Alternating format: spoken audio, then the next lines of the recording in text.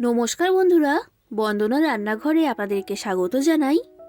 আমার আজকের রেসিপি সুজির রসভরি পিঠা। পিঠে তো নানা রকমভাবেই আপনারা বাড়িতে বানিয়ে খেয়েছেন, তাই একবার অন্তত এই সুজির রসভরি পিঠা বানিয়ে খেয়ে দেখুন। অমৃত স্বাদের খেতেও হয় আর তুলোর মতো নরম তুলতুলে তৈরি হয়। মুখে দিলেই এই রসভরি পিঠাটা মিলিয়ে যাবে। এই সুজির রসভরি পিঠা প্রত্যেকেই খেয়ে আপনার প্রশংসায় পঞ্চমুখ হবে। আর এটা কিন্তু কেউ বিশ্বাসই করতে পারবে না যে সুজি দিয়ে এত নরম তুলতুলে পিঠাটা তৈরি করা হয়েছে। তাই বন্ধুরা, আপনারা পুরো ভিডিওটা দেখতে থাকুন। আশা করছি আপনাদের সকলের রেসিপিটা খুবই ভালো লাগবে। আর আপনারা যদি আমার চ্যানেলে নতুন এসে থাকেন তাহলে আমার চ্যানেলটা সাবস্ক্রাইব করার জন্য অনুরোধ রইল। এই সুজির রসভরি পিঠা তৈরি করার জন্য আমি এখানে নিয়েছি দুটো ডিম। ডিমটাকে একটা বড় সাইজের বাটির মধ্যে আমি নিয়ে নিলাম। এবার ডিমের মধ্যে দিয়ে দিচ্ছি সামান্য পরিমাণ এলাচের গুঁড়ো। ডিমের যে কাঁচা গন্ধ থাকে সেটাই দূর করার জন্য এলাচের গুঁড়োটা এখানে ব্যবহার করেছি। আর এরপর দিয়ে দিচ্ছি সামান্য পরিমাণ লবণ। এবার ডিমটাকে ভালো করে ফেটিয়ে নিতে হবে। ডিম যত ভালো করে ফেটানো হবে এই পিঠাটা ততটাই ফুলকো ফুলকো তৈরি হবে।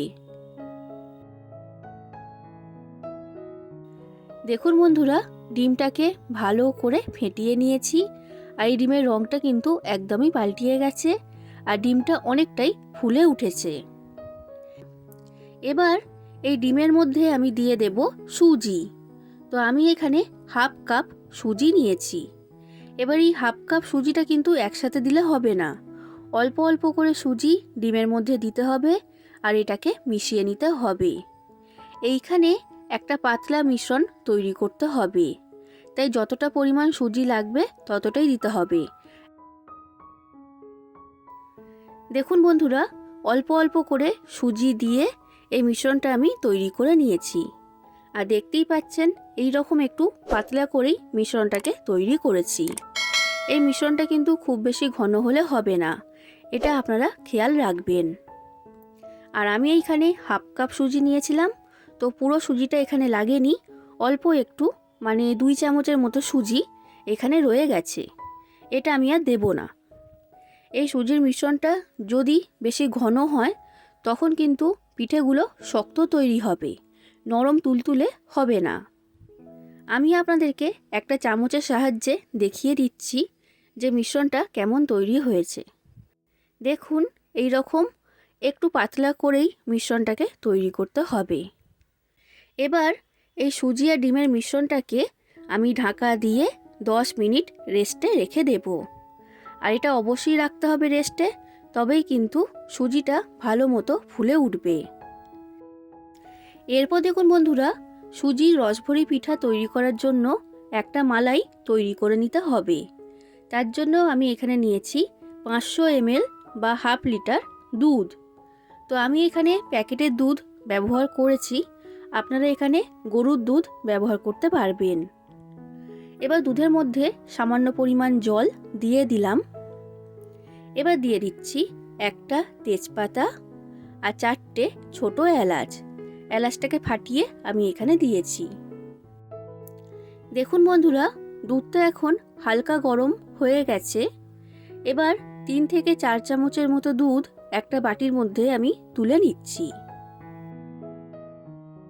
এই উষ্ণ গরম দুধের মধ্যে দিয়ে দিচ্ছি বড় চামচের 2 চামচ গুঁড়ো দুধ বা মিল্ক পাউডার। এবার এটাকে ভালো করে আমি দুধের সাথে মিশিয়ে নিচ্ছি। অনেক সময় কি হয়, গুঁড়ো দুধটা যদি সরাসরি এই দুধের মধ্যে দেওয়া হয় তখন কিন্তু গুঁড়ো দুধটা ডেলা পাকিয়ে যায় আর ভালোভাবে দুধের সাথে মেশে না। তো এইভাবে যদি আলাদা একটা বাটির মধ্যে তুলে গুঁড়ো দুধটা মিশিয়ে নেওয়া হয় তখন ভালোভাবে মিশে যায়, ডেলা পাকিয়ে যায় না। এবার এই গুঁড়ো দুধের মিশ্রণটা আমি এই দুধের মধ্যে দিয়ে দিলাম। গুঁড়ো দুধ দেওয়ার কারণে এই মালাইয়ের টেস্টটা খুবই ভালো হবে আর মালাইটা খুবই ঘন তৈরি হবে। এবার এই দুধটা ফুটে ওঠা পর্যন্ত আমি অপেক্ষা করব। দেখুন বন্ধুরা, দুধটা এখন ফুটে উঠেছে আর ভালো করে কিন্তু দুধটাকে ফুটিয়ে নিয়েছি। এবার এই দুধের মধ্যে আমি দিয়ে দিচ্ছি চিনি। আমি এইখানে হাফ কাপ চিনি দিয়েছি, তবে আপনারা যতটা মিষ্টি খেতে পছন্দ করেন সেই অনুযায়ী চিনিটা এখানে দিয়ে দেবেন। এবার এই দুধটাকে 4 থেকে 5 মিনিট ভালো করে ফুটিয়ে নিতে হবে।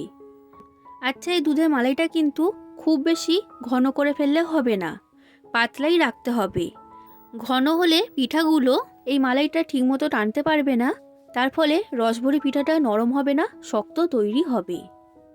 আমি আপনাদের সাথে প্রত্যেকটা ছোট ছোট টিপস শেয়ার করে দিয়েছি। এইগুলো মেনে চললেই একদম নরম তুলতুলে সুজির রসভরি পিঠা আপনারা বাড়িতেই বানিয়ে ফেলতে পারবেন। তো দেখুন বন্ধুরা, প্রায় 4 মিনিটের মতো দুধটাকে ভালো করে ফুটিয়ে নিয়েছি, আর এই দুধের মালাইটা আমার তৈরি হয়ে গেছে। গ্যাসের ফ্লেমটা বন্ধ করে দিয়েছি। এবার এই মালাইটাকে আমি ঢাকা দিয়ে রেখে দেব। আর অবশ্যই কিন্তু মালাইটা ঢাকা দিয়ে রাখতে হবে, কারণ পিঠেগুলো দেওয়ার সময় মালাইটা উষ্ণ গরম থাকতে হবে, তবেই পিঠেগুলো এই মালাইটাকে টানবে। তো এখন আমি মালাইটাকে রেখে দিচ্ছি। এবার 10 মিনিট হয়ে গেছে। আমি ডিম আর সুজির যে মিশ্রণটা তৈরি করেছিলাম সেটা নিয়ে নিয়েছি, আর দেখে বুঝতেই পারছেন সুজিটা কতটা পরিমাণে ফুলে উঠেছে। এবার এই সুজির মিশ্রণটাকে ভালো করে আমি একবার ফেটিয়ে নিচ্ছি। বন্ধুরা, আমি এইখানে কোনো রকম বেকিং সোডা, বেকিং পাউডার ব্যবহার করব না। এগুলো ছাড়াই কিন্তু একদম ফুলকো ফুলকো তৈরি হবে এই সুজির পিঠাগুলো। এবার আমি পিঠাগুলো তৈরি করব। তার জন্য গ্যাসের মধ্যে একটা ফ্রাই প্যানে পরিমাণ মতো সাদা তেল বা রিফাইন্ড অয়েল গরম হতে বসিয়ে দিয়েছিলাম। তেলটাকে হালকা গরম করে নিয়েছি, আর গ্যাসের ফ্লেমটা আমি লো ফ্লেমে রেখেছি। এবার এই হালকা গরম তেলের মধ্যে এই পিঠার মিশ্রণটা আমি দিয়ে দিচ্ছি, আর এই চামচের সাহায্যে দেওয়ার ফলে প্রত্যেকটা পিঠার সাইজ একই রকম হবে। বন্ধুরা, গ্যাসের ফ্লেমটা লো ফ্লেমে রেখেই এই পিঠাগুলোকে ভাজতে হবে, আর কিছুক্ষণ পরেই আপনারা দেখতে পাবেন এইগুলো তেলের উপরে নিজে থেকেই ভেসে উঠবে। তো পিঠাগুলো এখন ভেসে উঠতে শুরু করে দিয়েছে।